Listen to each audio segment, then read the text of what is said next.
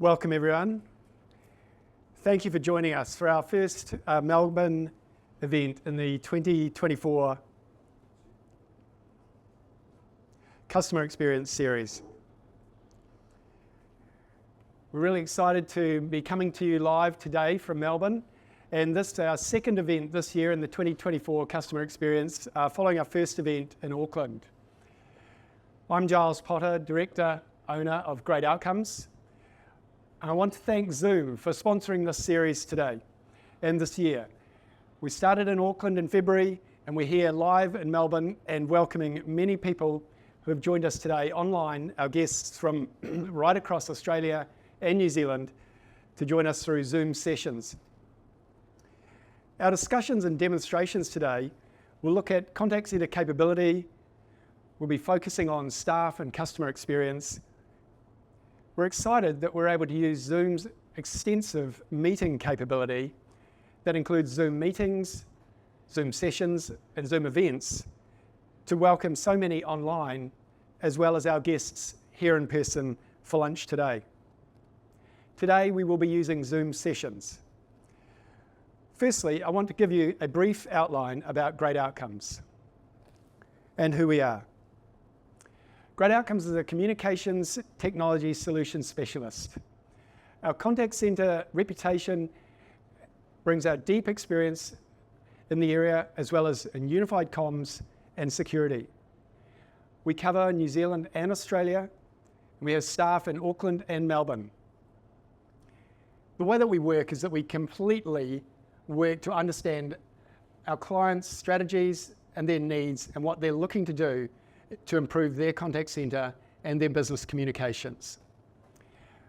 Through gaining that deep experience, we present the best solutions possible.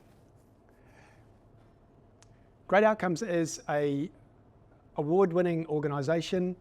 We have been the TradeWinds Technology Brokerage in ANZ as Partner of the Year 2022 and a finalist in Reseller News Awards over multiple years.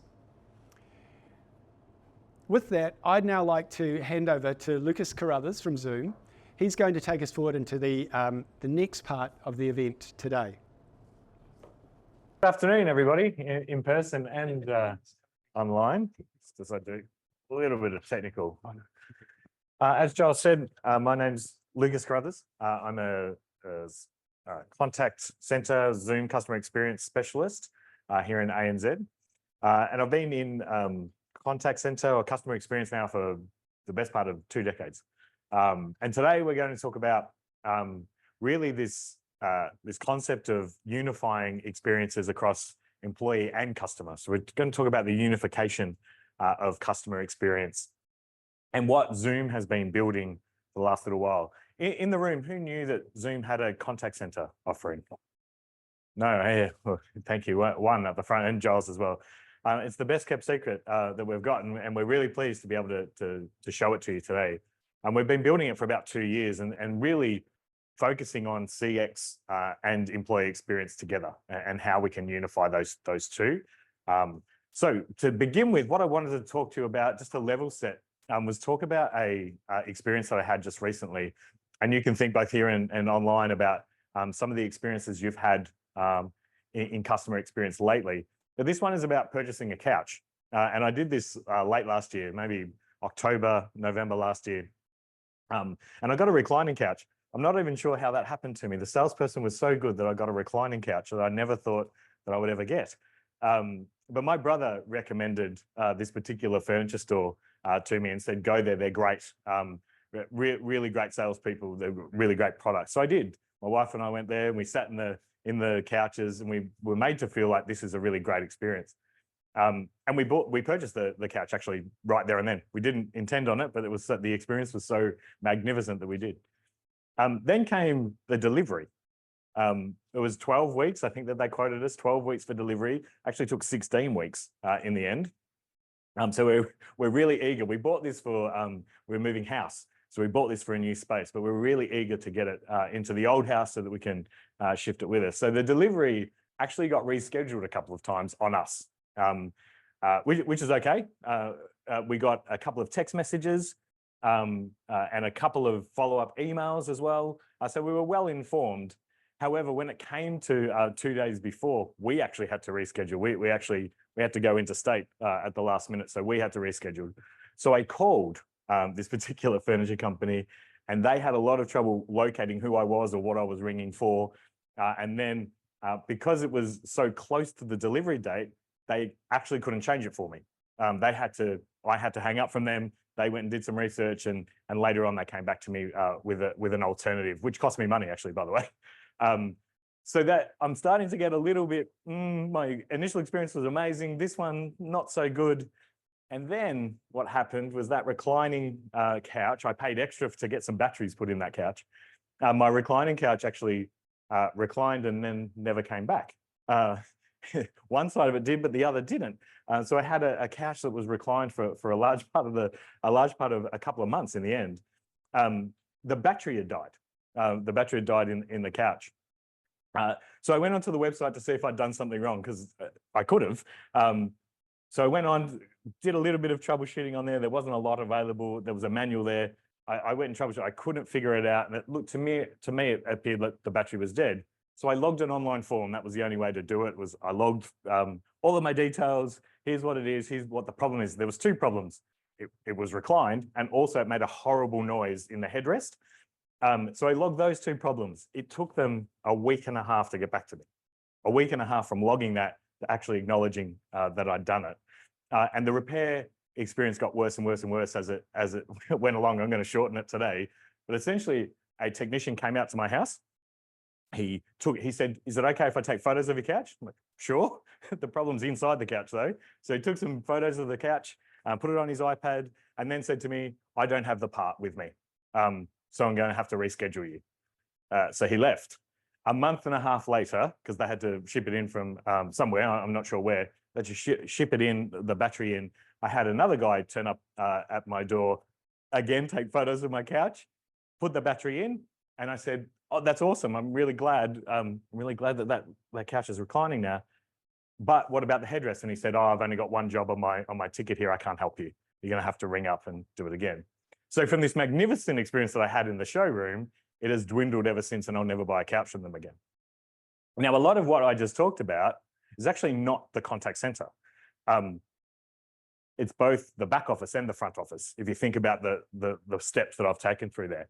But what that caused was such high friction and effort on my part. I had to call 3 or 4 times, and the conversations that I had were not personalized at all. I actually had to tell them why I was calling, and then them to help me.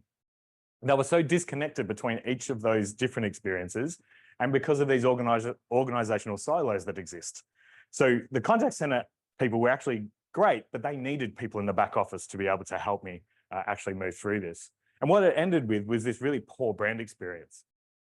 And we know CX leaders, both here and online, that you're facing these challenges right now. And we hear this, and we've seen this in these 3 studies that we've got here, that firstly, that customers want personalization. 75% of customers crave more personalized experiences. And I'm sure everybody here could agree with that, because I think 10 or 15% of my experiences are personalized. And the data that goes along with that, we're capturing a lot of data, but we're not using that data to make personalized experiences. And that was from a PwC survey. One from CCW, around 82% of contact center leaders say agents spend too much time on inefficient processes. There was a lot of processes that happened in my experience just then that agents needed back office help with, and they couldn't get it. So they're only able to do part of the process, but weren't empowered to do any more. And that hurts agents. Agents are doing these repetitive tasks over and over again. They can't help. And that's what they're there for. They're our brand experience. That's what they're doing. They're our ambassadors, but they can't help. And we see, so there's no a path for coaching and progression. Spiz and I were talking about this just earlier. From a people point of view, we want to be able to lift those contact center agents up to be real brand ambassadors. And then the last one, which is I hear all the time, 50% of leaders expect their budget to stay flat or only increase by about 5%.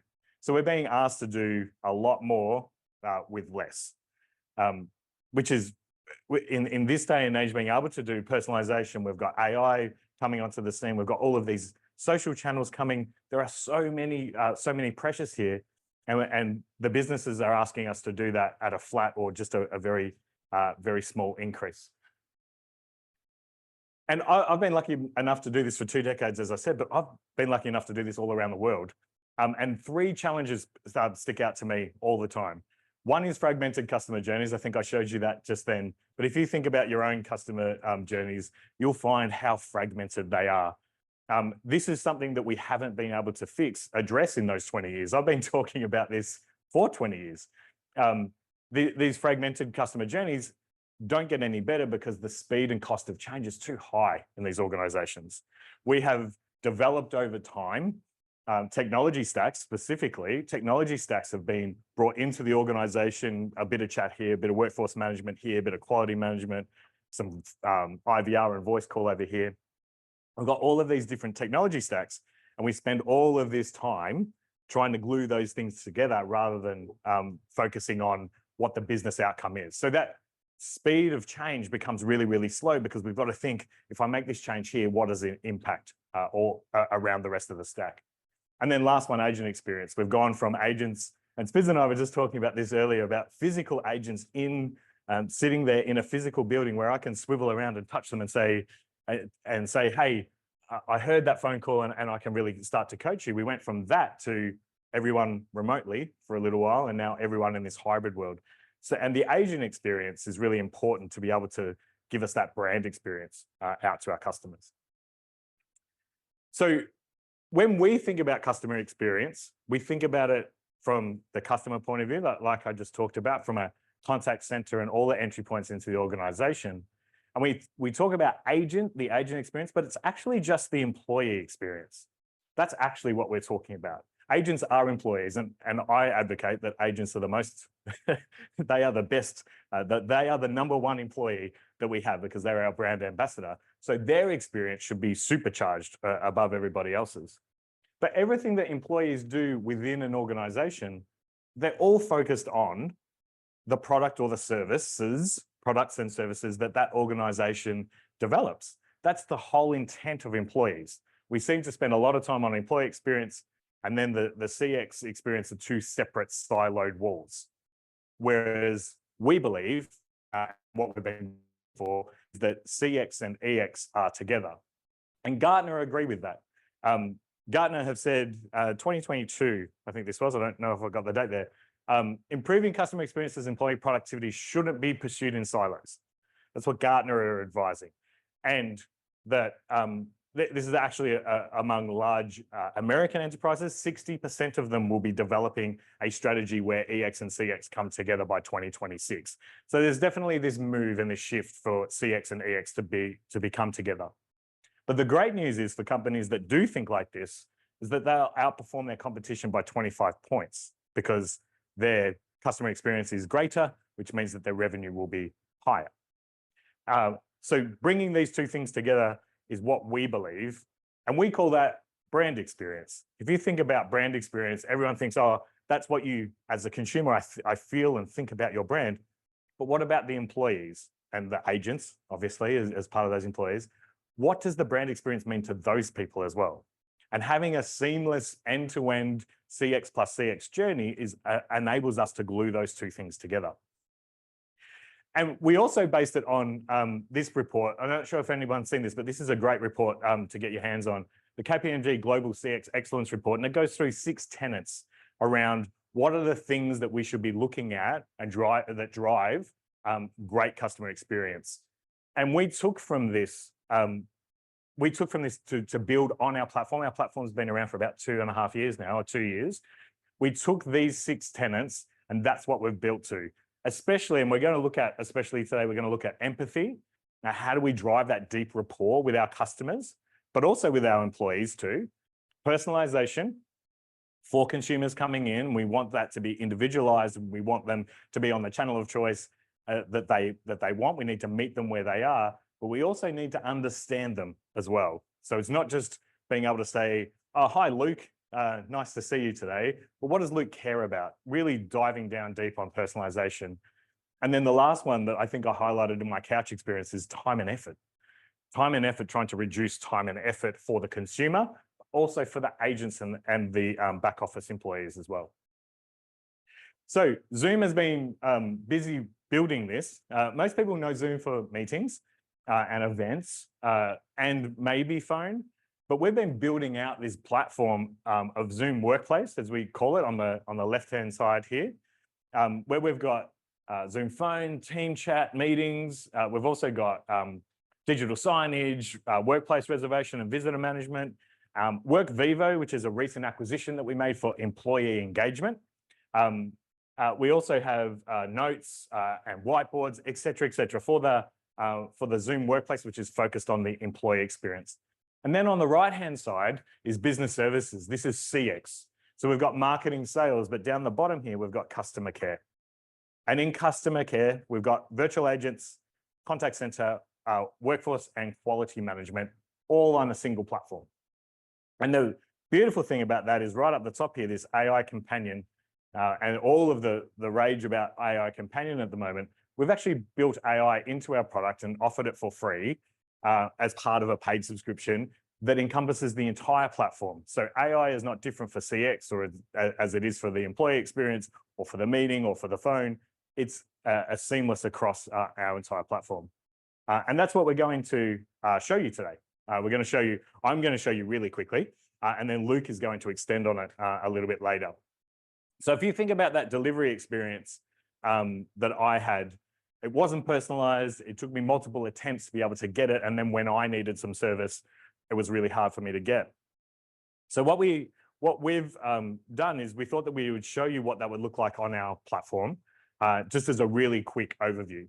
So you can see here, if you've used Zoom before, Zoom meetings, a lot of us have was keeping us connected to our loved ones. If you've ever joined a Zoom meeting, this is just another tab, contact center, next to team chat or meetings, Zoom phone. So this is the hub for all of our capabilities and that ease of use for our contact center agents and our employees as well. So what we're going to see is a call come in here, and we're going to see it personalized. So my number, this is actually about me.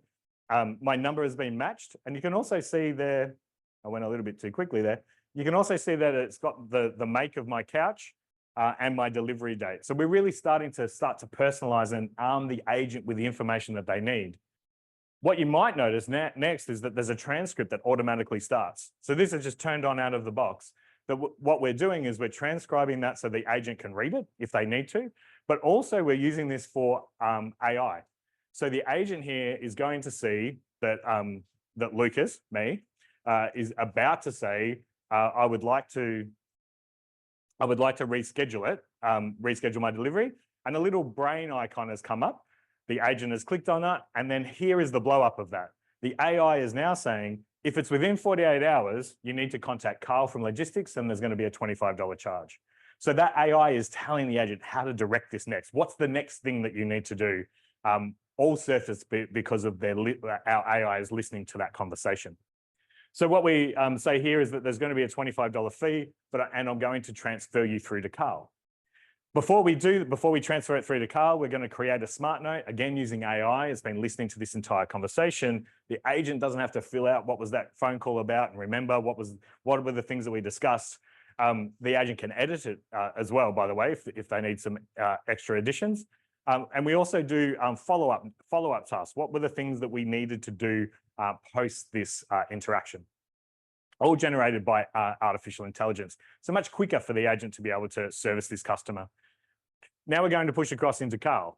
Now Carl is in the back office, and what we're going to do is direct transfer. We saw that Carl was available in the back office, so we can, with confidence, send him this interaction to the back office.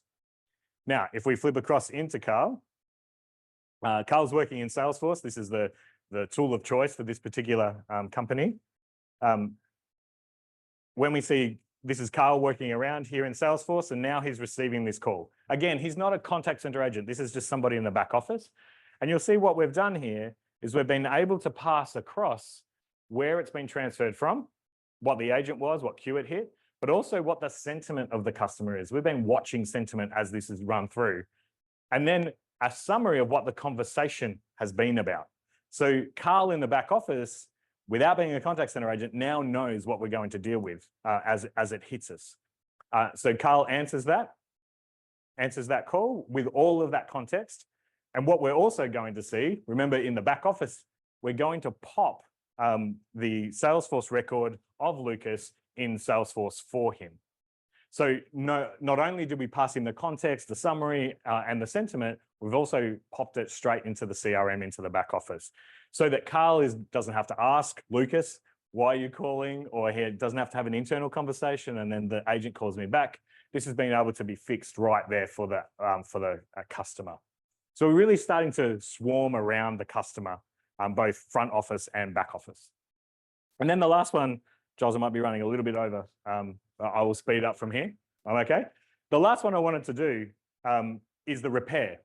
So instead of all of those steps that I did, it was highly inefficient for the furniture store for them to send out 2 techs, not just one. That I would say that to send out a tech, it's upwards of $200 Australian to be able to send that tech out to my house. And one spent 2 minutes and the other didn't really satisfy me. So how can we reimagine that in today's environment? Well, the first thing that we did is we started on a website here. This is on an iPad, and a chatbot here that says, welcome to Zoomly Furniture. That's what we've named our furniture store.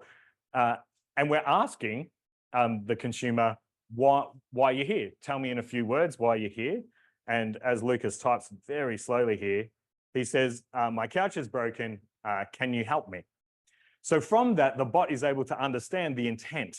Lucas needs to fix this couch, and I need to collect a little bit more information. So we then ask, what's your order number? We plug that in, and then there's a couple of other questions that we start to ask around a little bit of troubleshooting.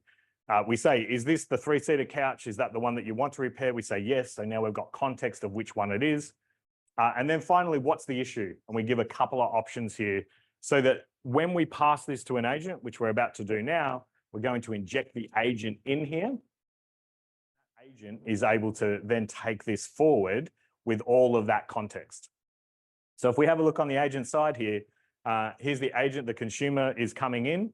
We're presenting a conversation summary again. AI is doing that work for us automatically. And this agent can see the entire history of what happened with that bot. And we're going to go back and forth here between the agent and the consumer. And what we're going to ask is if that consumer is standing near the couch. And because they are, before we get there, we can see that this customer is negative, has a negative sentiment. And we're capturing negative sentiment all the way through these interactions. But we ask, are you near the couch now? And the consumer says, I sure am. And we say, well, do you want to do a video call? And I'll see if I can get a technician, just in case it's an easy fix, in case Lucas doesn't plug the cable in properly or something similar, so that we've got context if we do need to go out to site. So from a single click, we hit video, and then we say upgrade to video. So for the agent, that's just a single click. This elevation from chat into video is seamless. And here we go into video. We're going to see a very familiar face. That's me.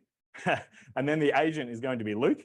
It'll come up here. So now the agent and the consumer are in a call together, a video call. A very familiar experience for the consumer. And what Elizabeth or Luke is doing here is copying that call information, and we're going to look for an engineer in the back office so that the engineer can have a look and advise the customer. We flip into team chat here. We can see that Erin's available, Erin the engineer, and we've sent her the information. We're going to flip back into contact center. The consumer is still there talking away, and then we're going to see Erin the engineer appear into the screen. I'm going to flip my camera around to show the couch. And then Erin's going to be able to see what's happening specifically around that couch and advise. So what we've been able to do is save a lot of time for the consumer, but also for the organization of sending a tech out specifically here. And that experience for the agent was a single click up into from chat to injecting a human and then into video.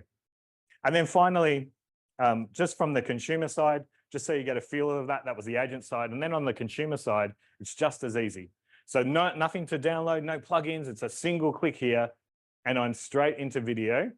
I can mute myself. I can hide my video if I wanted to as well. But you can see how seamless that is. A single click straight into the video experience, and then we're able to share. We're able to do a lot of other things inside of that meeting experience. That CX though is then pulling in that back end employee. That could have been anyone actually, by the way. It doesn't have to be a back end employee. That could have been somebody's wife or partner. If we needed to get something signed together, or we needed to have a three-way conversation, we can pull anybody into that. So that's what we've been building, this CX and EX, and how we combine those two things together to be able to get these efficiencies and interlace artificial intelligence through the whole thing, making it easier for agents and consumers. And we've been doing this for, as I said, 2 years, and we've got over 900 customers now, quite a few in Australia as well. We've got My Plan Manager, who's up on this slide actually, but we've got Dropbox, Vensure, Major League Baseball, and a raft of others, both globally and locally too. So that's what we've been working on, brand experience, both CX and EX being able to be combined. And we're going to have Luke a little bit later go a bit deeper around what's possible based on the scenario that we've been doing this morning. But that's me for now. So thank you very much. Thank you. Thank you, everyone. We're going to have a hand for Lucas, and I won't let you get too far away, Lucas, because we're going to have you on the panel, of course. We're going to your choice of seats there. Why don't you take the one at the end? Right. And whilst you're getting yourself seated, fantastic presentation. Thank you very much. Just absolutely, I'm always awestruck when I see that escalation to video, or I see that action items for the agent and the summaries, so much in there. Our first panelist that I want to introduce this afternoon for the panel, because of course we're now going to move to the panel section of the day. Our first panelist is Spiz Constantino. I'd like to just tell you a few words about Spiz's background and his history, and ask Spiz to come forward and take a seat. Throughout Spiz's tenure at Telstra, MYOB, and AusPost, as the head of customer experience, he's been deeply involved in driving a better customer experience. Throughout, his focus has been on leveraging digitization, harnessing the power of innovation, and more recently, advancing AI sophistication. These pillars have not only transformed the operational efficiency, but have also elevated the way we engage with and serve customers. Embracing technologies has enabled anticipating needs, personalizing interactions, and ultimately fostering stronger connections and setting new benchmarks for excellence in customer centricity. Welcome, Spiz Constantino. Thanks for joining the panel today. Absolutely. And our third panelist to make up today's panel discussion is Jaime Valpala. Get ready to meet Jaime, a seasoned IT professional with over a decade of experience in digital transformation, most recently in her previous role at Toll Group. From digital to data, CX to EX, she's an expert in it all. Jaime has an impressive track record of implementing innovative digital initiatives that have transformed organizations. She's contributed significantly to digital initiatives across public, not-for-profit, and private sectors. Jaime's passion for empowering women and youth in the IT field is truly inspiring. With a bachelor's degree in science, she's a force to be recognized. Please welcome Jaime Valpala. We're ecstatic to have you join. Thank you. Right, well, let's get started with today's themes for the panel. I'm going to stand just a little bit in front, so I'm not right behind the lectern. I hope that I'm still completely visible for our audience. I just want to thank our audience who are online today. I hope you're all really enjoying it. Thanks for coming in and sharing and being with us today. We will be taking questions and answers throughout the panel discussion. There is a Q&A section online. Please send them in, and from time to time we'll stop and I will pick up the questions that you've actually brought to us. So let's get started. And of course, we're going to get stuck in straight away to AI and start with what everyone wants to hear is that, we know that with AI, we know that it will help and shape the role of the agent in the near future. And we're really most concerned with the impact on our agent and the agent experience. So I'd like to ask firstly, where do you see the major impacts to the agent role occurring from AI? And I'm wondering if Spiz might like to lead us away. I think the 3 areas or 4 areas that I think it'll impact is the enhancing the customer experience, being able to have the real life data there to be able to service the customer is really, really important. Once upon a time, a service team member would look for the information, but to have it there in real life time, it really does encourage and really foster that customer experience. The other one is efficiency. By having repetitive tasks, I know, Lucas, you spoke about that, repetitive tasks performed by AI to leave the really important stuff to the team members, the customer service team members, will actually give a better differentiated experience to the customer. So I think that that also does that. It also does improve the decision-making of the service team member, because by having real life data there, the decision that once upon a time may have been given or advocated to the customer may not be what it is today, because it's more empowering. I have the right information before me to be able to give that right customer experience, that differentiated experience. And lastly, and importantly, again, for the service team member, to have AI knowledge and development, have it there to know where to source the information, to be able to cultivate their experience, to make them feel like they are what they are, professionals, and for the customer to feel that are the 4 key areas, Giles, that I think will have an impact on team members.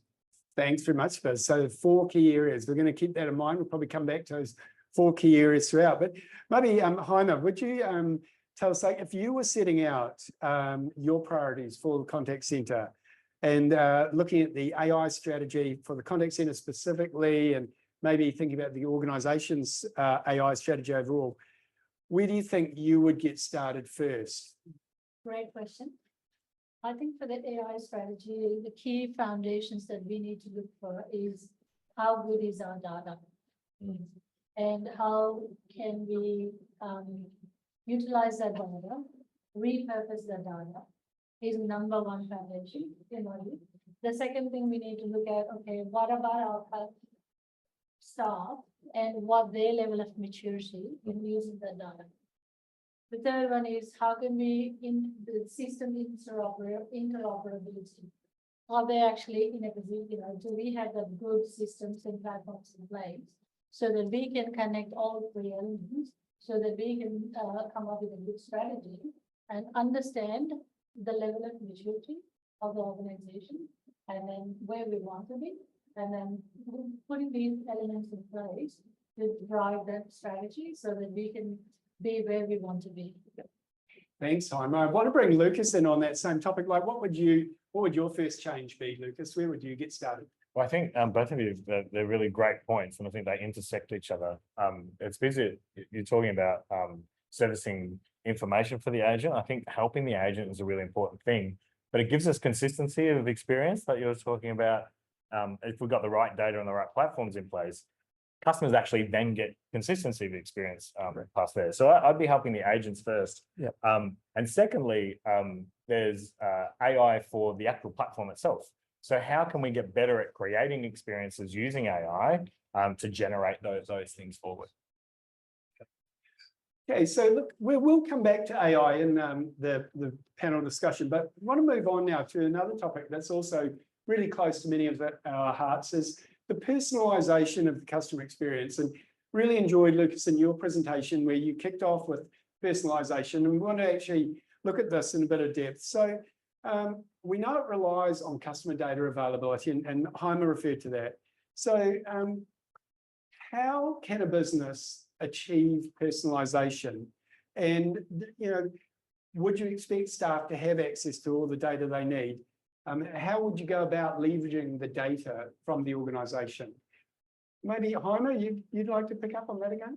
Again, it's a great question in terms of how data is utilized across the organization. Is key element of that is, do we have the data governance? Is the question that the organization need to ask.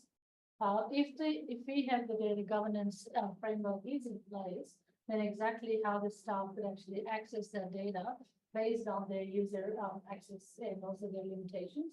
So that's one aspect of it. The second aspect of that is, if we have the right data, right systems, right access, then the staff are in a position to access the data to provide that level of service in a seamless manner. I see Spiz nodding. Do you want to? Yeah, I'm adding to what's been said. Look, the personalisation perspective, if all elements as been just discussed are correct, you will be able to pick up journeys from the customer from previous interactions. You'll understand why they are calling, what are some of the pain points, what are some of the things that the customer may be reaching out for us to assist them. And when you have that data, the conversation becomes a little bit more fluid and more personable, because the customer feels we're really looking after you.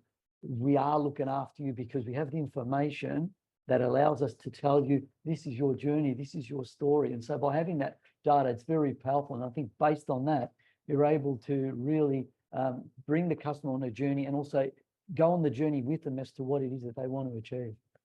And so with your frontline staff around personable and personalisation, are you having to actually do work to train and upskill and improve staff's capability? It is important that when a customer calls, that they get the same differentiated experience from any team member. It needs to be unified. There can't be a discrepancy between speaking to one team member and speaking to another. So a lot of coaching and development has to happen in order to bring everybody to be at the certain level to understand, how do we service our customers? How do we uncover current and future needs? That all has to come through coaching, development, knowledge, training. It's really important to be able to have this information housed in a location where it's easy accessible for everybody to feel empowered. Empowered is a very important word. And another one along with that is engagement. The staff need to feel engaged in order to understand what it is they're trying to advocate, what we're trying to deliver for our customers. If I can just on the back of that, Spiz, the data that we've got at the moment is really, really important. But the data that we create as part of those interactions is actually, that's a really deep, rich vein of information like you were talking about. We can understand journeys from there, but we can also then start to feed that back into the greater organization of, hey, I see that, battery faults on couches are going through the roof. Well, maybe then we send that data back into the organization and say, hey, is there a problem? Have we changed suppliers? We can actually then start really inputting into the way products and services are developed as well. Agree. The other common thing that most of the organizations, some are really good at it. Some of them, maybe this is another opportunity for them to look at the way the users are interacting with their websites, and also through the contact centers, and also through their omni-channel experience, collecting the data, looking at the patterns to see what are the commonalities, where are the main points, what can be addressed, so that we can actually eliminate this problem. Yeah. Tell me about the timing considerations. We know that making things very personable and personal, the data really facilitates that. But do you then actually have other considerations to take into account? We're all thinking about, we don't necessarily want to extend the interaction length, or when people are asking for changes, and we saw in the example about the couches, that suddenly there's other things to take into consideration about if we suddenly change that order to be really assist the customer. How do you actually need to prepare your systems so that you can take account of the timing considerations? Is anyone? I think in terms of when a customer rings, the systems also should be able to pick up the tone of the customer. So the empathy element should kick in. And in terms of the timing and prioritizing, depending on how old is the problem and how many times a particular customer rung, and those kind of things need to be in consideration in prioritizing those calls, because at the end of the day, one angry customer leads to so many other unhappy customers, which will affect the brand reputation. right? So I think in what Lucas explained about the class experience, brother actually gave a good reference, but then another brother didn't really like it. Yeah. So that would go a long way, right? So I think this is where one of the risks with artificial intelligence or any technologies that we use today is empathy, sympathy, and also how do we understand like a real human being. Yeah, yeah. Thanks for that. Look, I'm going to take our first question from the audience. We've got a question that's come in live. Thanks very much to those who are online. And it's a slight tangent, but when we are thinking about doing everything we can to make it a very personal experience, we may need to go out to the organisation and bring in experts from within the organisation who can talk to a subject. So it's a good question along that line, which is, how would agents using Zoom Contact Centre add in a third person to a call if the rest of the company uses Microsoft Teams? So Lucas, maybe that's for you. Yeah. Really great question. We have a lot of options around Microsoft Teams and how we can integrate with Microsoft Teams. We have bidirectional presence with Microsoft Teams. Microsoft Teams is obviously in a lot of customers. So we have a lot of solutions that join those two things together. What I was showing in that demonstration was actually you don't need to be the second part of it. You don't need to be on any particular platform. We're actually sending that out and we're using WebRTC, so it's agnostic across all tools. So we could invite somebody off the street, somebody in the back office. There's a lot of ways to be able to solution for that. But we do have presence integration. We also have the ability to put Zoom Phone with Microsoft Teams, which would give us exactly the same experience. And we've done that out in the field.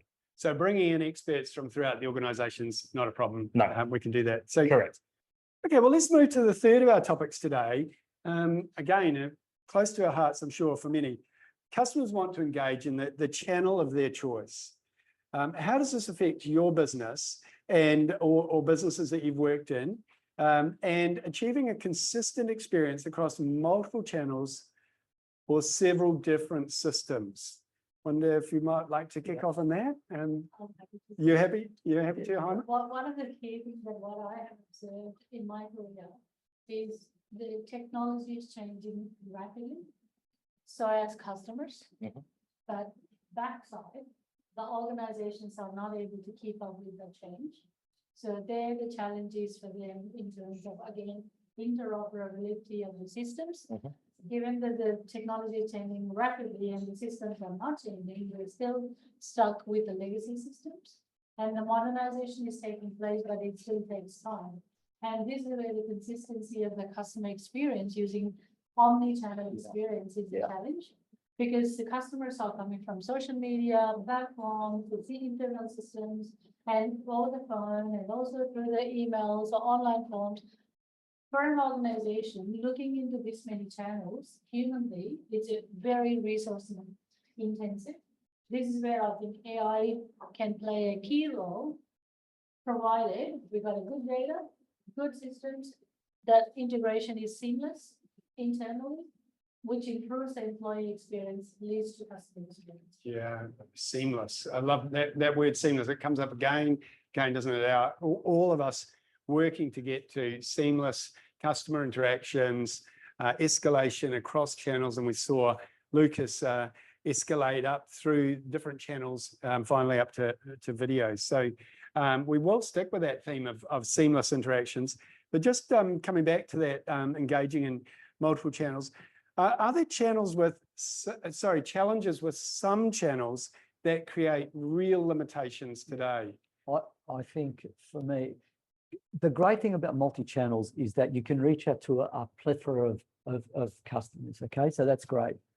The challenge around that is, as you've mentioned, is that the consistency with the interaction. If I rang as a customer on a phone, but then I'm having another interaction via chat, if the data is not collated, so I know what you discussed in the morning over the phone, that may be to the detriment of the customer experience. I think one of the challenges, and we looked at it today, it was amazing, Luke, through Zoom, about the video content.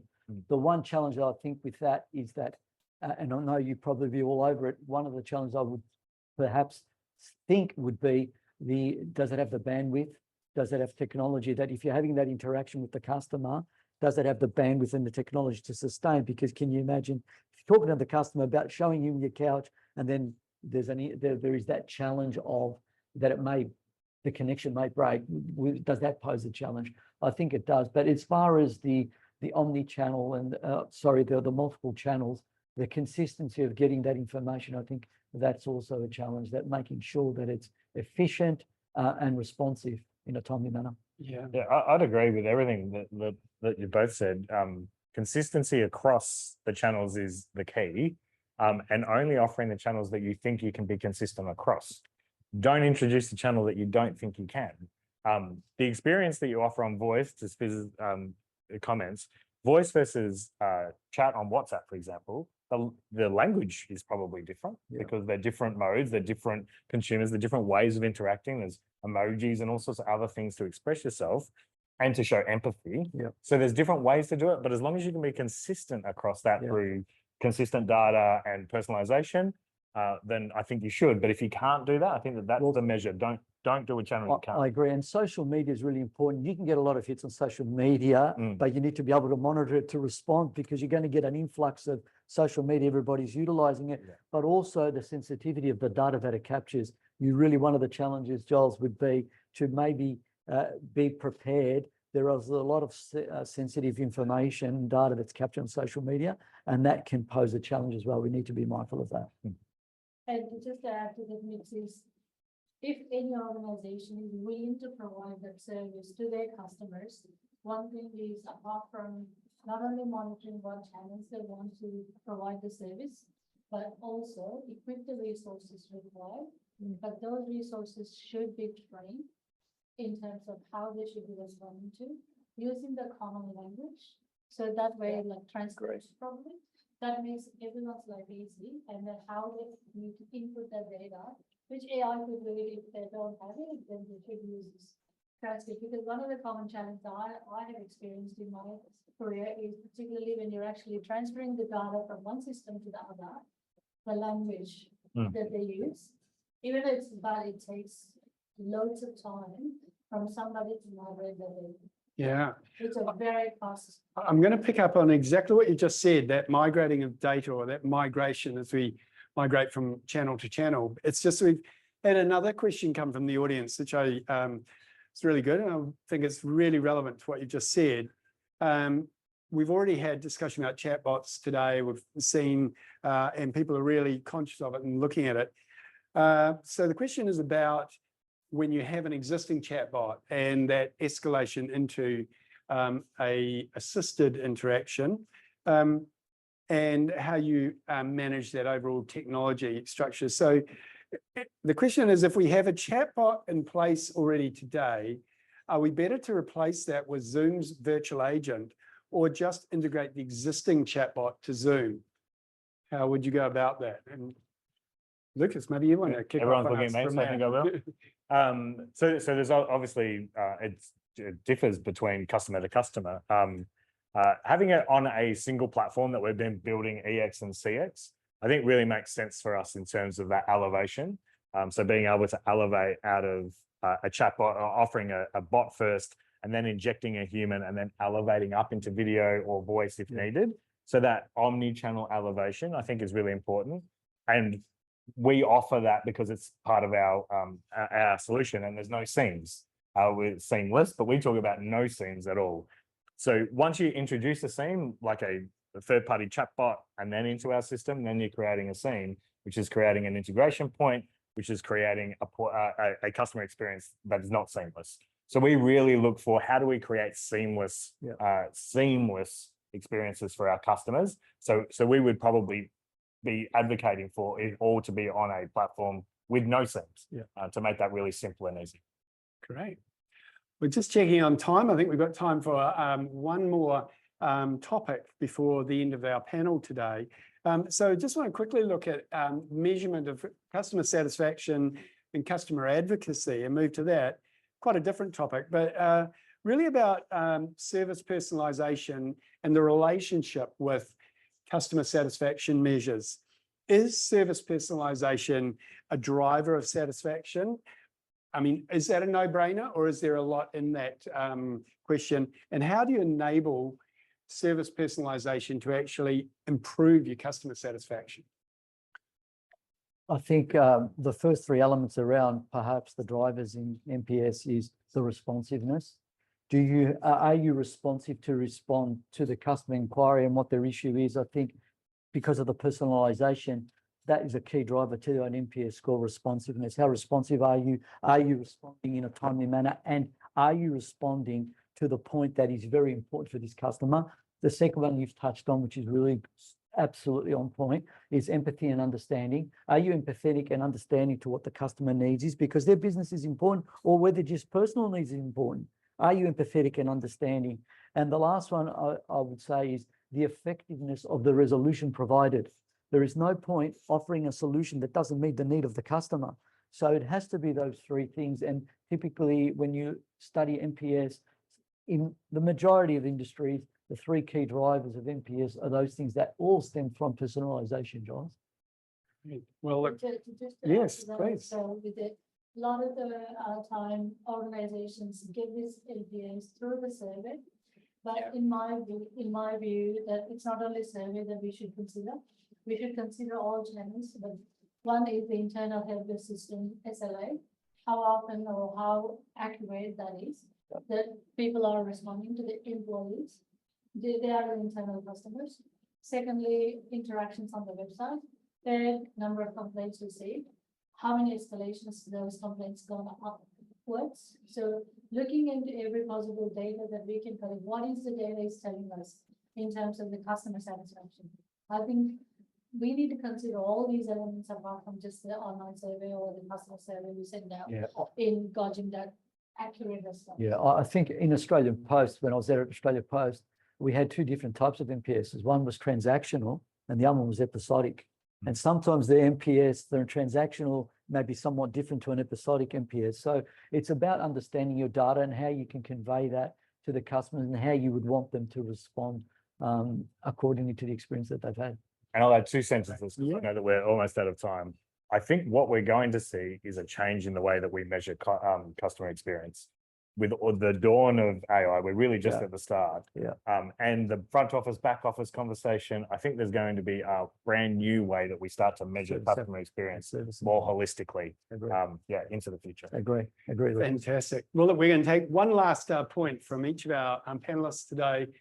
We're going to ask them, do you want anybody in the audience today to take away one thing from the panel discussion today? What would be the thing you'd leave them with? The last point. Do you want me to go? Do you want to start, Spitz? Yeah. AI is here to stay. AI is important. You have to embrace it. You have to be open to it because it is the way moving forward. You've touched on that. It's the way that we service the customers, but it's the way that organizations will be able to service customers in an efficient manner and also encourage customers to self-service through, self-servicing capabilities. All of this is very real, and the more that organizations can embrace and be open to the possibilities, the better they will be. Thanks, Spitz. Haima, would you like to give us your last point? Definitely AI is not only going to stay, but also to revolutionize the way we live and offer or receive the services. So organizations really need to think through the data we're collecting. Do we really need all the data? Or what exactly do we need to collect so that we can not only help us, providing that service, but also we don't overload our systems so that we can manage it effectively. And also we don't overload our staff to manage that data as well. So data is the most important thing, regardless of where we go in the future. Excellent.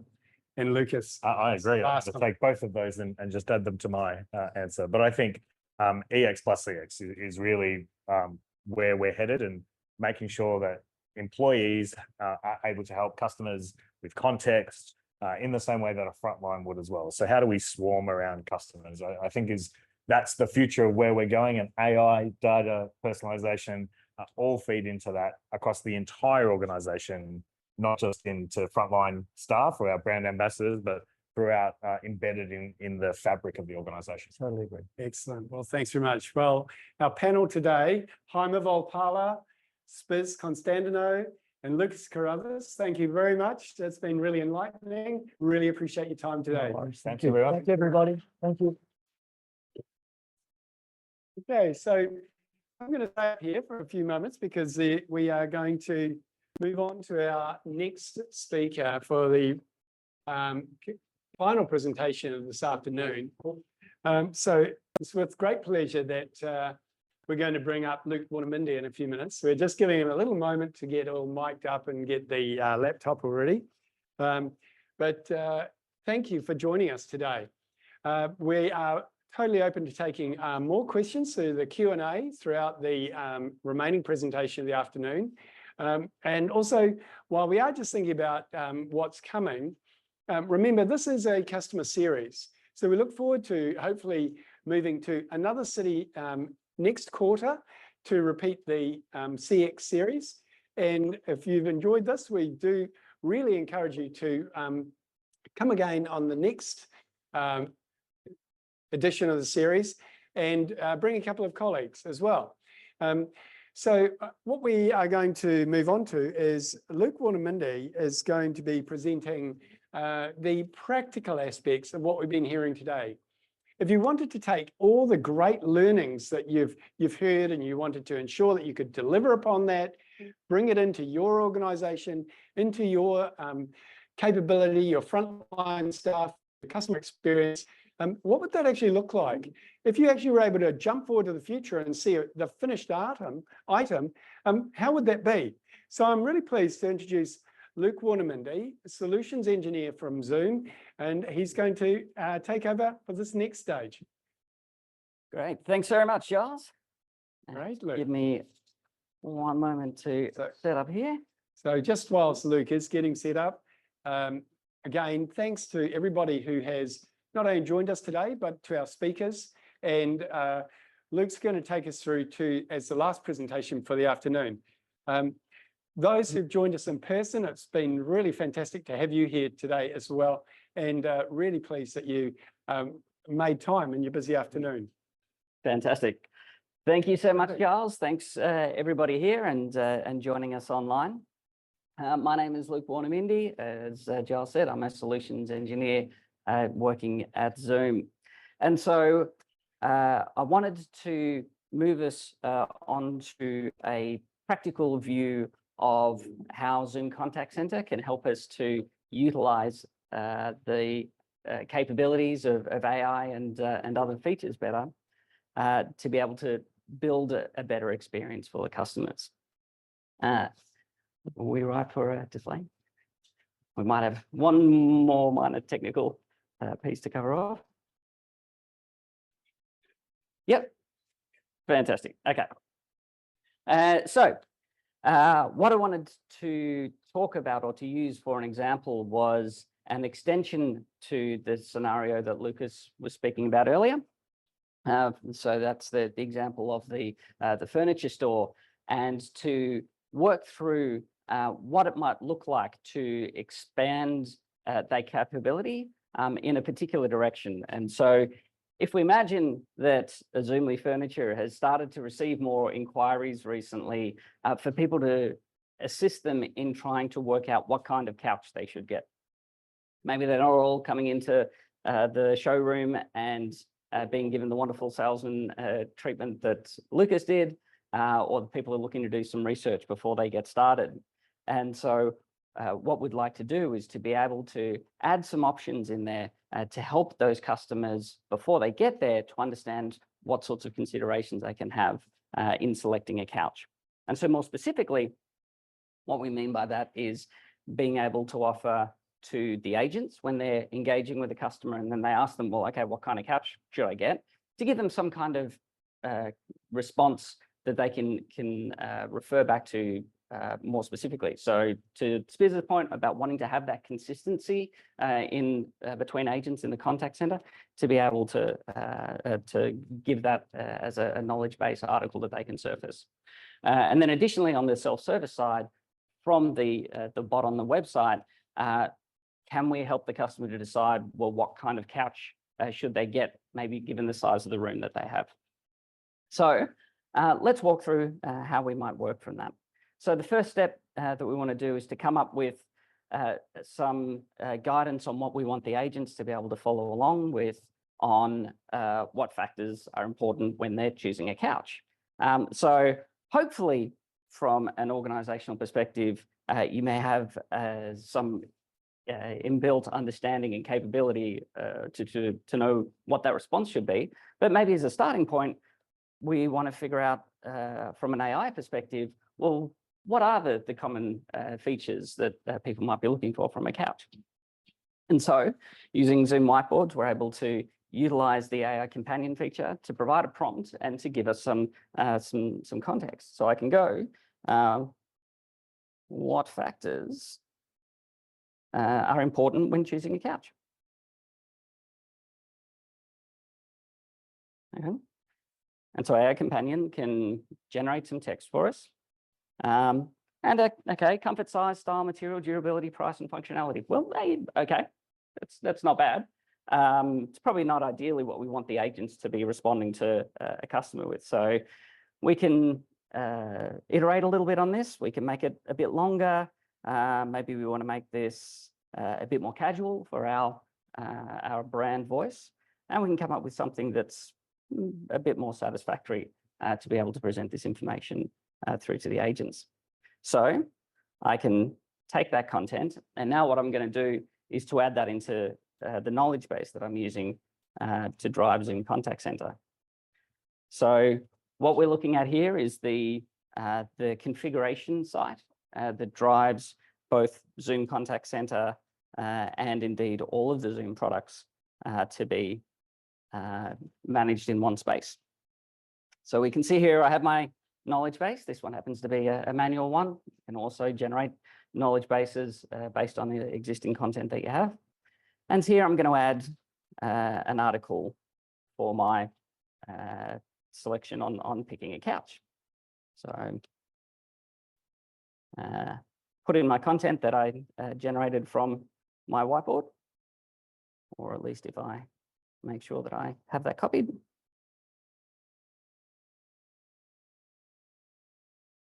And then I can have that saved.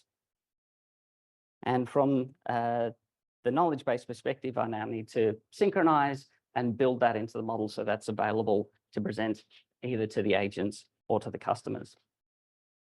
Now, while that's going on, I also want to build that self-service capability to match the intent for when the customer says what kind of couch is going to fit best into my room. Lucas already pointed out the intent that we have for when my couch isn't reclining, and we provided some experiences and flows there to manage that situation. So we come through here to our intent management, and we're going to add a new intent to our existing set of capabilities for, as we said, picking a couch. Now, when building an intent for any kind of chatbot, the way that intents work is to be trained on a number of training phrases. You provide some samples of what kinds of things people will say when they're trying to express this intent, this desire. And then we're able to build the AI model around that. So you don't have to use those exact phrases to trigger the intent in future.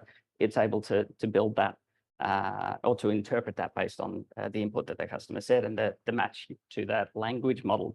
Now, the challenge is often then that you have to generate a fair few training phrases to make sure that you get a decent coverage over the kinds of things the customers may say. So in this case, the training phrase for a starting point might be something like, what couch will fit best in my room? But what we can do with Zoom Contact Center is, in fact, to use an AI model to generate training phrases that we're going to use to train the AI model. We have here a sample of training phrases based on my prompt here that we can use to feed in and to build into that model. So I can go ahead and add those phrases in. As before, we simply need to retrain the model to pick up on those phrases. It will, as you can see, go through the automated content of processing, converting, and retraining.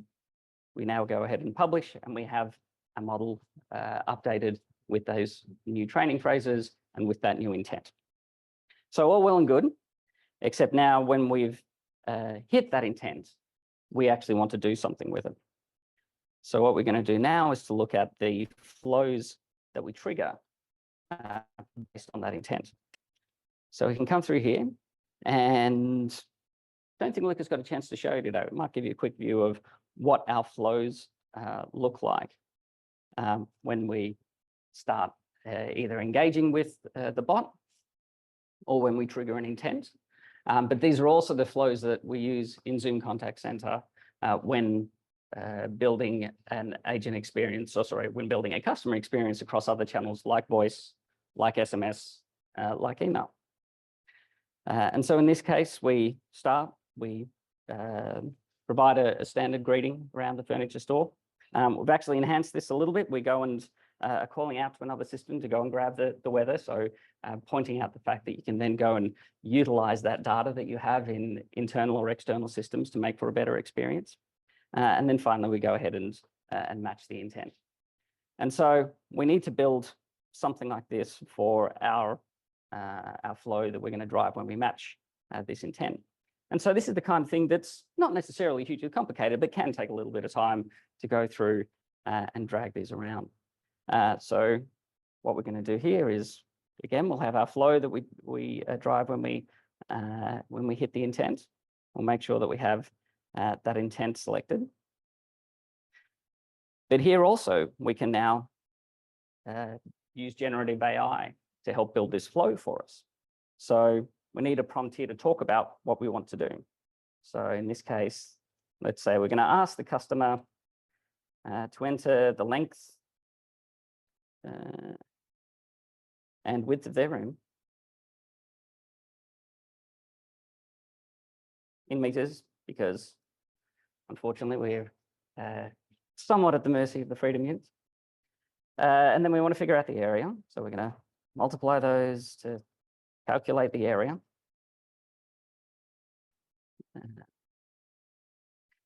And so then if it's big enough,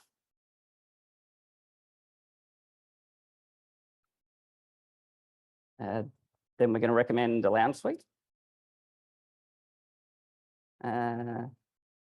Else we'll recommend a single recliner.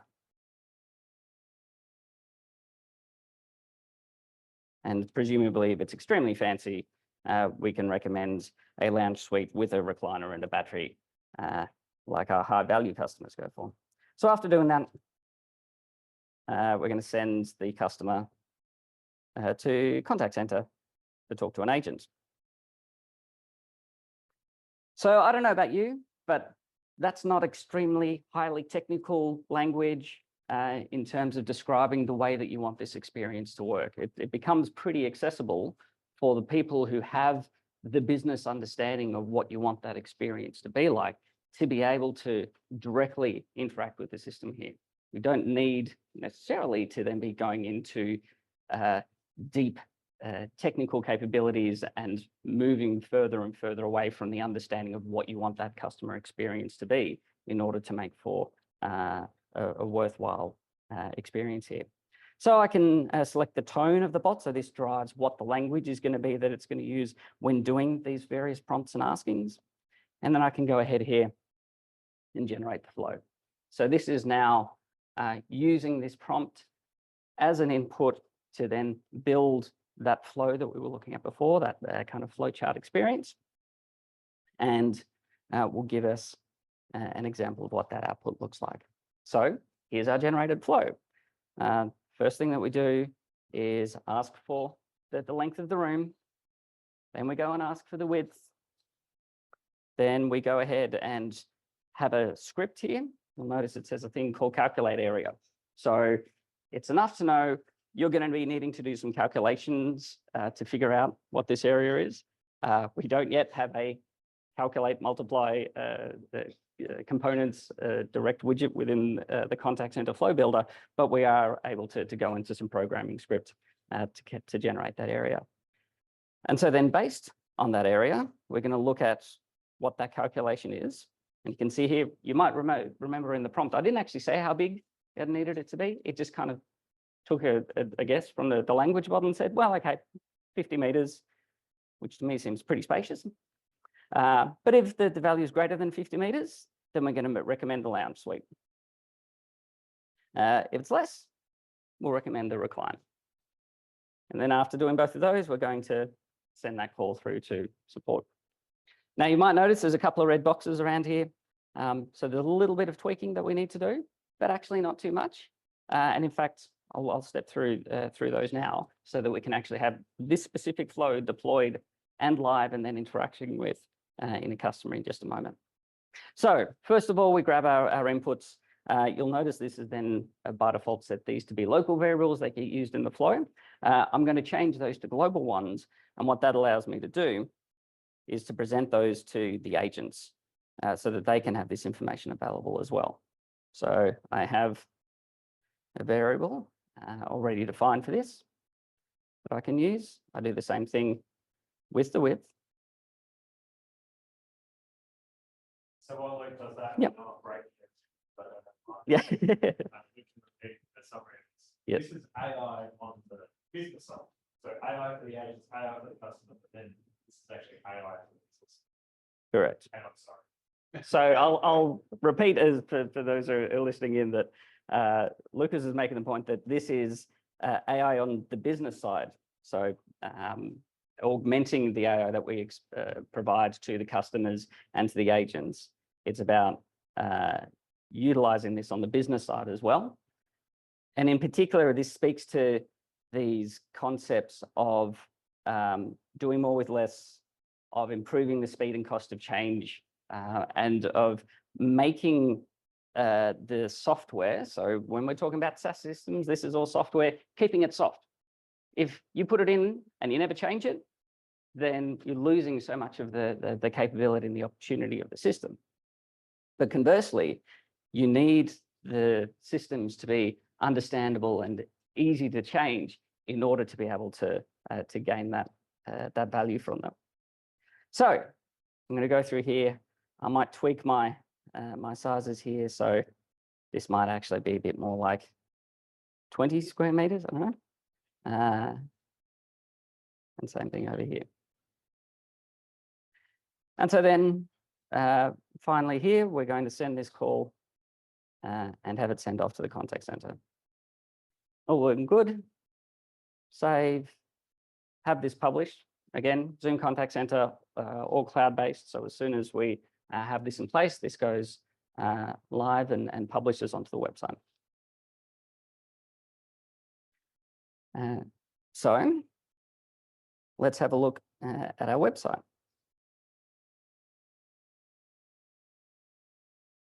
So here we are. Slightly different button color, but apart from that, it's the same website that Lucas was looking at earlier. So I can go in here. I'm going to start a chat conversation. We have our automated greeting. We have our API link. Oh, forecast top has gone up from 17 this morning. Okay. Lots of places to sit somewhere warm today then. Okay, and so then let's try calling our intent. So I might say, what kind of couch should I get for my room? So we'll notice this is slightly different to what we were saying before. That was what kind of couch will fit best in my room. And so let's see whether I've followed all my steps in order to be able to actually get our response here. So here we are being asked for the length of the room. So I might say 4 meters. Go for the width. To input that size. And so that's, for everyone who's following, is 4x3. And we have We might just give that one more shot then. Hopefully we'll then actually get a response on calculating the size of the room.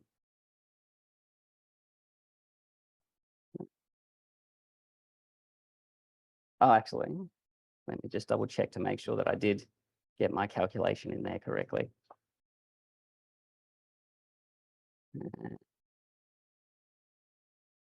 That was all that I needed to do, room length and room width. Yep. And that is the room area. That is what we are calculating. So we'll find out whether I've succeeded and failed on the live demo attempt.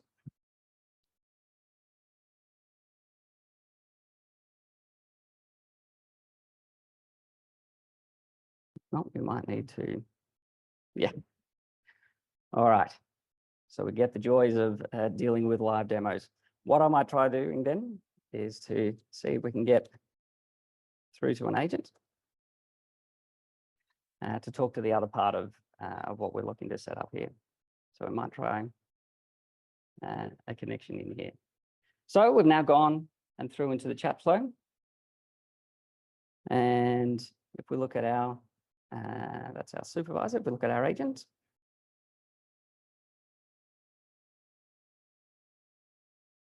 as our agent now goes into an available status, we can have our we can have our bot conversation and our agent side by side. In fact, while we're doing that, we can see real quickly that while we're waiting in queue, our supervisors also have a view of that that interaction. And in fact, the supervisor can then go and see the transcript of what's happened so far. They'll be able to see the sentiment once that that continues. And in fact, we also then have that AI capability to generate a summary of what's happened so far. So from a supervisor overview perspective, you've got that capability of providing a greater understanding of what is going on within that contact center. Again, in those cases where you're not able to turn around and touch someone. But from the agent's perspective, we'll come along and go and answer that, go available, sorry, to be able to receive that engagement. So we get the notification here. We have, at the very least, the length and the width, figure out about the area. And we have the conversation summary of what's happened so far, as we saw before. So I'll answer that call. And so our agent now has the information to be able to handle this conversation. We'll give ourselves a little more room here. And so we might respond like,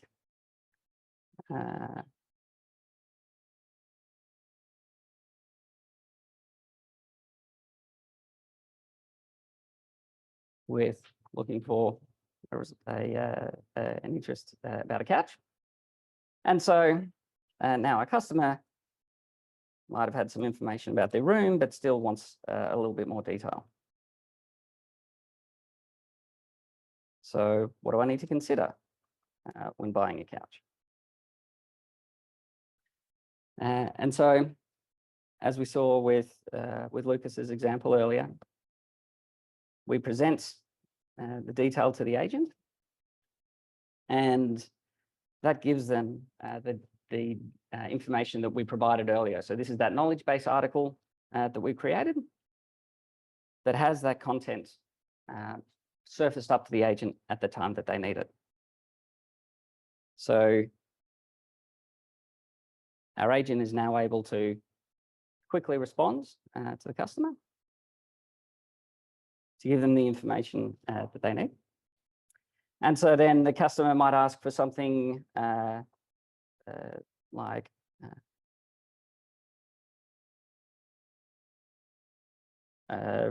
interested about opening hours. So opening hours is a pretty common question. We could go to Expert Assist for this, but it might be something that happens often enough that we have a canned reply for. So our agent in this case can just quickly jump in our automated response for the opening hours details. So again, our agent might expand on this and offer to have someone available. Oh.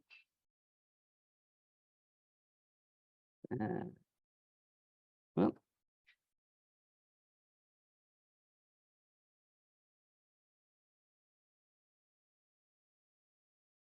Assuming one of our salespeople might have just finished selling Lucas a cap, so we can have someone else to come along and to provide some assistance. And our agent, our customer is able to express their response. As we saw, our sentiment then changes to then be more positive as well. So our agent has had a good interaction. Our customer's feeling good. So we're able to complete that interaction satisfactorily and end that engagement. And as we saw before, our smart note summarize the interaction of what had happened so far, and our disposition to mark the details on the call. So hopefully this gives you a view not just of the capabilities that we have available to agents directly and to customers, but also then how we can utilize the background of the system configuration to be able to lead to better outcomes and more improved experiences on all sides. Thank you. Cheers. Just before you get down there, Luke, you've Yep. got a question that's come in. I'll just check that we are actually hearing me. So whilst you've been presenting, and thank you very much for that presentation, which was excellent. We have had a question come from the online audience, so I'm just going to open it up. And I do also welcome Lucas to join with us as well, or anyone from our audience here. Yep. People are wondering about the possible likely take-up of the video channel into contact centres. Mm-hmm. They're saying, this is a new channel. What do we see as the likely evolution in the industry, and where do we see that being taken up? Yeah, so I think that it's no surprise that the historical bedrock of contact center has been around voice, and we've seen that evolution moving to messaging, chat, and other similar text-based channels.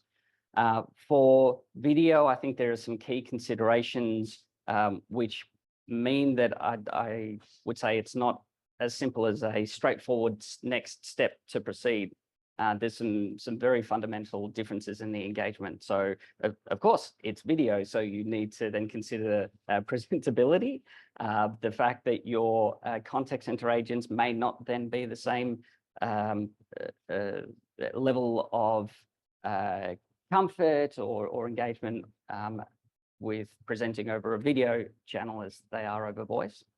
But also the technical challenges, as Biz was saying, you do need to consider bandwidth considerations on how to get that coming through. So there's probably two key areas where we see video adding great value. The first of which is one where you're not necessarily looking at faces. So we saw with Lucas's example, if you can now point to something, so consider troubleshooting or other process flows that involve being able to present a video, look at what is going on to the contact center users. And then the other one is high touch, high empathy kinds of scenarios, cases where you're wanting to be closer to an in-person engagement than the typical, perhaps higher volume experiences that you might have with voice and other channels. Yeah, and just to add on to that, I think that what we've seen is it's only for particular use cases. And we wouldn't want to be offering it out to every use case that came in. It's only very specific use cases. And when we see it work really well is when that use case has been planned out and we can understand what are the things that we need to take into account. One is privacy, are we recording? What does the agent look like? Is the agent comfortable on screen?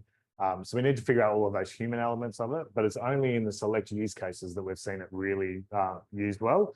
In the wrong use case, you find out very quickly that you shouldn't be using it. So yeah, I'd say it's use case based and a subset, a really small subset at the moment, until people get more used to that mode of communication. Yeah. Thanks, Lucas and Luke. So I want to add another question. I wanted to come back to your presentation, which you showed us about how the agent assist cards came up with the brief information guidance and the action tasks. Yesterday, I was in a contact center where they were talking about their knowledge base, and they were saying how agents had to type in a query, and then the knowledge base could come up with multiple different articles for them to actually look at. And I'm just wanting to contrast the difference between that and the agent assist using AI. It brings many things to mind, but firstly, do you think that's the death of the old knowledge base approach of having agents actually entering in their own query into a knowledge base, putting people on hold, taking time, and also just the sheer time of that interaction when they're actually doing that themselves? So yeah, wonder if you've got any thoughts on that. So I suspect knowledge bases will be around for a while still, and I think that there are still values in some of those mechanisms of engaging with the knowledge base. So in fact, we've had one customer when we were showing this capability was asking, well, can agents still do that typing in of queries, even for things like, well, maybe they're not on an interaction, or that they've had an engagement, maybe they've heard from another agent or seen some other input, and wondering about how they can, what information is available. So there's still that need for agents on their own bat, not necessarily as part of the heat of a live engagement to be able to have that information available. But certainly when it is as part of a customer conversation, I think there's a great deal of value in saving that time. And funnily enough, that's why what a lot of customers, and indeed what us from a vendor perspective in our quality management product, one of the things that we measure is periods of silence, because usually then this is an indication that there's maybe something that could be not quite right in terms of the tools and systems available for the agents to be able to get that response to a customer in time. Yeah. And I think just to add on to that, I think knowledge, like we were talking about on the panel, knowledge is going to be the most important thing to an organization, making sure that we collect knowledge from all over the place and be able to present it to an agent. But I think the way that agents search for knowledge and the way that we produce knowledge will be really different into the future, because AI will give us the, well, this is the article that you should be writing, and here's the information. So I think it'll look a lot different into the future, but definitely more and more important as AI comes, like the panel we're talking about, the more data we give it, the more accurate it'll be, the more consistent of the experience. Yeah. The platform will be there, the platform of knowledge will be there, but it's how AI will be able to. It's going to give you, oh, I can't. I'm completely wired, but Yeah. I think, thanks for that. Yeah, to perhaps paraphrase for Spiz, that having the platform there is one thing, but then being able to use AI to build and augment that content in there to really make things worthwhile. And I think it's really those sort of micro efficiencies that build up over time to save you having to drop down into the weeds too much and really think about that higher level of what you're trying to do. Another aspect from your presentation, which I thought was amazing and is so recent, as conversation summaries. And I'd really love to hear your point of view as well about how this is going to change the life of not only the agents, but the team leaders, the real-time Q analysts, the two ICs that are covering for the Q analysts, and I don't know, I'm hoping that people picked up on it in the demonstration, but, seeing the sentiment with the red, orange, green faces, and then the ability to click on to the conversation summary. Do you see what sort of changes is this going to make to the contact center? Yeah, I mean, I think what it really does is build that capability of taking, I think, the best of what you could get in the on-premise contact center. So really kind of getting that feel for the pulse and the buzz of what's going on and being able to identify when something's not quite right, and to kind of capture that and utilize the technology to bring that to bear, and then also, bring the greatest capabilities of what you can do with these platforms now. So what does that mean? Well, of course, we get the improvements from an engagement perspective, from a customer and an agent side, of having the right context, of not having to repeat yourself, of being able to get your concerns addressed effectively. But then from a supervisor and a senior's perspective, again, to have that understanding of what's going on, and as with so many of these things, to be able to get up to speed and to see where your attention should be focused. And it's probably not much of a looking glass effect or a crystal ball to see where this leads to in future. More AI to them be processing this and say, well, okay, it's great that we've got a list of interactions and you can see them, but actually now let's play AI over the top of that and draw out the ones that we think are going to be needing of extra supervision and control. Yeah, well, that's what I was thinking of. Like, if you take today, for many contact centers, if a team leader wants to know, how is my agent going? If they actually perceive that maybe it's a very difficult interaction, or maybe they're struggling, maybe it's a complaint, today they have to jump in and actually listen for a while, have to get up to speed with what is actually the tone of the conversation, without any sort of form of real-time sentiment. But with the conversation summaries, a very quick read of that AI blurb brings you right up to speed immediately. So yeah, that it seems to me like a really major win at that front line for team leaders who are in such a challenging role in the contact center, one of the toughest roles that there is. And particularly in that period of covering a live center. Yeah, it would probably be remiss of me not to mention that from the context of the broader brand experience and employee experience as well, that these kinds of concepts are not unique to contact center agents as well. So, part of this is why this capability that is generating these summaries for agents is the same thing that we use in Zoom meetings and other parts of the product to summarize what's being spoken about as well. And of course, that has its own benefits. Yeah, well, thanks, Luke. Now, we have got a few minutes left, so there is an opportunity to take questions from our audience here or audience online. And so what we'll do is I'll get either Luke or Lucas or myself to repeat the question if we have any from here in the room to start with. Oh, and we have a microphone too. Great. We'll get one of our team out here with the mic. Okay. Well, maybe if you want to just walk around and give it to anyone who has a question, because we've been hearing today over lunch about some of the changes that organisations have been through since COVID, and the tremendous technology changes that it's brought.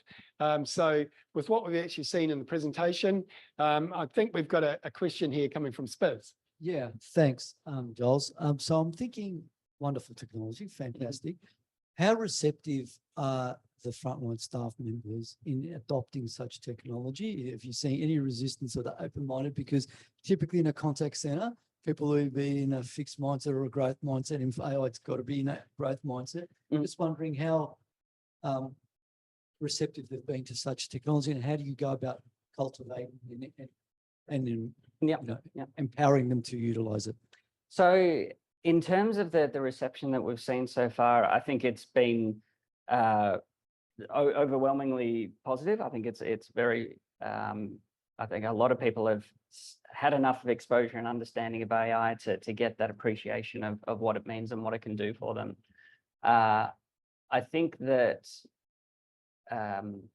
in a lot of respects, as long as it's presented and really making your job easier, letting you focus on more important things, that's where you can really build and sell the value. I'm reminded of my father telling me a story from decades ago now, I think, when translation software first started to come out, and translators were extremely concerned because it meant that they were going to lose their jobs. What it actually ended up being is that translators were able to add their greater value over the top of the machine translation, because it wasn't 100% perfect. It took care of the kind of straightforward stuff, which was also the sort of boring low-level stuff that the translators happened to do. So it meant that they could focus on more of the high value, the complex situations, the strange turns of phrases that don't do a direct translation. And I think that's going to be a similar sort of thing in terms of providing that capability here. A knowledge base article, and even things like next actions that we have coming along, are not going to replace the agent on the call. It just helps them and their mental load to focus, frankly, on empathizing with the customer, building that greater experience, rather than having to worry about the minutiae, I guess, of the organizational systems, because we are able to take care of that. Yes, of course, you're right in that it needs that growth mindset and that understanding of adoption and change. But hopefully, we're able to show how that becomes a more valuable impact and experience at all levels, and making the agents' lives more enjoyable as well. I think the thing that we've seen a lot, agree, overwhelmingly positive, but we've also seen lots of organizations be frustrated about what's been sold before to them. It's been so hard to get AI to work, and data and models and all of these things that have been so difficult to make it work. We talk to a lot of customers that say we were sold this and yet we have no benefit whatsoever. These were the early adopters of cloud before AI really was really baked into everything. So we're having lots of those conversations where they couldn't derive the value that they needed. And here we introduce it out of the box. We don't turn it off, we turn it on, and they can choose to turn it off. But what we've seen is that it's augmented their behavior so well that they don't want to turn it off. They were looking for those results, and the agents have been frustrated. So I think that this is a welcome addition, is what we're finding, and it's got better from where they were when they originally started to where it is now. It's got a lot better, and it will keep getting better. And I think we've spoken a lot about AI today, but it's AI plus a human. I don't buy into in 2027 or 2028, there's contact centers are dead. I don't buy into that at all. Humans, I think you said it before, humans deal with humans, and empathy is a huge part of being human. So I don't think we're ever going to reach that. It's all about how do we get those agents and lift them up? How do we get them to do more valuable things for our organization? And it's twofold. If we keep doing the repetitive tasks over and over again, we're never going to grow. So this allows us and the organization to move into different areas and to offer different services, which we need agents for. So I think they need to go at 2 speed when they're yeah. Now, today we've got also a major aspect of the Zoom platform that we haven't had quite enough time on, which is the workforce engagement, workforce planning area. We have got a few very experienced people from the workforce side of the industry in the room, and just an opportunity, if there was a question at all about what we've seen, I just wanted to open it up and just see if we might have any questions on that topic at all, or any reflections on what we've seen and how it changes. There's an opportunity if anyone wants to ask anything on that side. All your thoughts as well on, on where you see workforce planning going. We're going to hear from Brian Murray from NAB. Thanks very much. I have no idea whether there's you've got an answer for this, but is there any application of AI in the workforce management space? Yeah, quite fascinating. We've heard a lot about the customer experience and the employee experience, but in the workforce management space, hasn't been so much talk about that. It'd be quite fascinating to see what AI would make of that. Yeah, I think there probably is, but it's a different flavor to the way that we're managing that in the contact center space, and that sort of more interaction focused that we have at the moment. So one of the immediate things that I think we're already starting to see coming through a little bit is AI and model driven forecasting and scheduling. So rather than going off a standardized algorithm to have that feed more through into a model and train up. Obviously quite a bit different from an LLM, but definitely under that AI piece.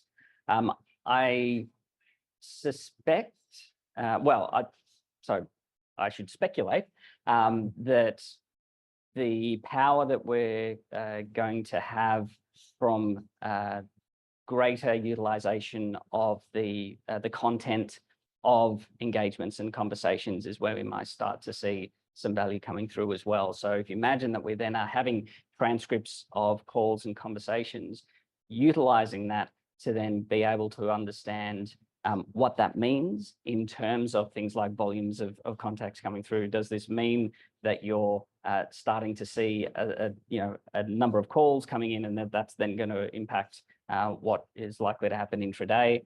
Are you able to then use that to get an understanding of your agent status? Do they start saying different things maybe before they're going to have unplanned absences or something like that? So there's some other areas that we could potentially be using AI and language to feed into WFM.